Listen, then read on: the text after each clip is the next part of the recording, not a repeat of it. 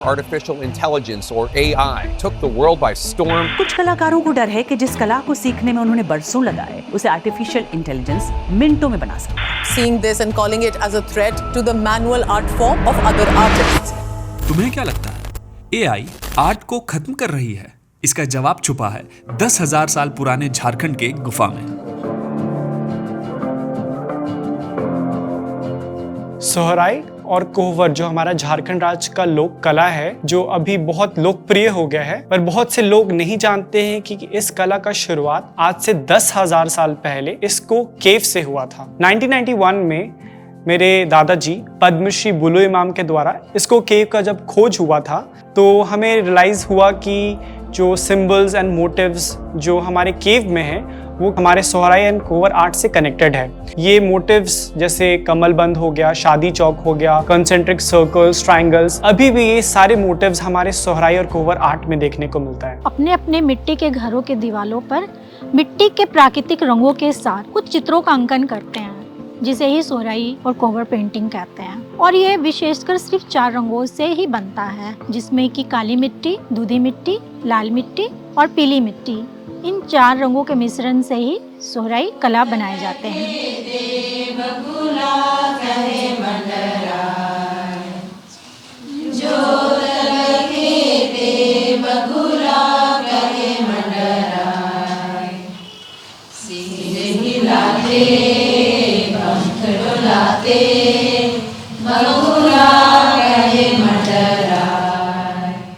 इस चित्र के माध्यम से वो बतलाया गया है कि वो बगुला जब मछली खाने जा रहा है तो वो मछली अपने आप को बचाने के लिए वो ऊपर की ओर भाग रहे, इसलिए यहाँ पर वो बगुला मछली को नहीं खा पा रहा है। सोहराई और कोहबर है वो एक इमोशन, एक फीलिंग है, एक महिला का भावना है, वो एक जीवित परंपरा है जो अपने वो दिन भर का दिनचर्या में जो फील करती है, अपने नेचर में वो आसपास में जो देखती है उसको वो व्यक्त करती है। जंगल जाने लगे गाय चराने, जो जंगल में देखते थे वो जानवर बनाने शुरू कर दिए। जमीन ने पहले बचपन में बच्चा ने खूब खेलते थे न, तो जमीन ने बना बना के देखते थे कि देखते हैं सकेगी कि नहीं, कि कैसे सियार मुर्गी के पकड़ के ले जा रहा है, कैसे धामन सांप गाय के दूध पी रहा है, वो सब सांप जंगल ने देखे। I think very soon Jharkhand will be remembered for Sohrai. It's a art, it's a gift to the state. समय के साथ ये आर्ट थोड़ा साइडलाइंड होने लगा। घरों में जो कला पीढ़ी दर पीढ़ी आगे बढ़ती थी वो धीरे धीरे कम होती चली गई। एक गांव में जहाँ पर पहले 50 घर रंगे, वहाँ पर मुश्किल से इक्का दुक्का 1-2 घर में पेंटिंग देखने को मिल रहे थे। ये जो कल्चर था वो धीरे धीरे लुप्त के कगार पे था। जैसे जब महिला लोग से जब हम बात करते थे तो बोलती थी इस कला से करने से तो कोई फायदा है नहीं, लोग आते हैं फोटो खींच के चले जाते हैं, लेकिन इससे कोई उनको लाभ तो हो नहीं रही है। इस कला की वैल्यू समझते हुए भारत सरकार ने इसे बचाने का स्टेप लिया।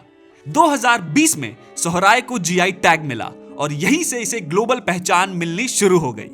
इससे बड़ा अवसर नहीं हो सकता है। तो जो चैलेंजेस थी हमारी जो हम खोए हैं, अभी हमको वो पाने का मौका एक जीआई टैग से मिला है कि it's not longer an art, it's a movement. Sohrai को लेके क्रेज हो गया है, खासकर विशेषकर जीआई के बाद। जीआई से पहले ये लोग इस कला को उतना महत्व नहीं देते थे, उतना जानते भी नहीं थे। आजकल के बच्चे मार्केट में बैग पकड़ के जा रहे हैं, टीचर अपना लंच बॉक्स लेके जा रही हैं, लड़कियां दुपट्टा लगा के जा रही हैं, तो बहुत खुशी होती है कि देखिए ये पहले हम लोग दीवार में बनाते थे, अभी देखो ये लोग दुपट्टा ओढ़ के जा रही है।